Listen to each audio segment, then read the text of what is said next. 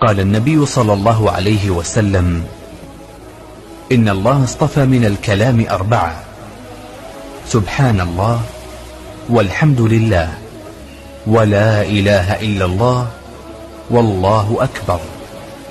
فمن قال سبحان الله كتب له 20 حسنة، وحطت عنه 20 سيئة. ومن قال الله أكبر فمثل ذلك. ومن قال الحمد لله رب العالمين من قبل نفسه كتبت له 30 حسنة، وحطت عنه 30 سيئة. صحيح الجامع. قال النبي صلى الله عليه وسلم: إن سبحان الله والحمد لله ولا إله إلا الله ينفضن الخطايا كما تنفض الشجرة ورقها.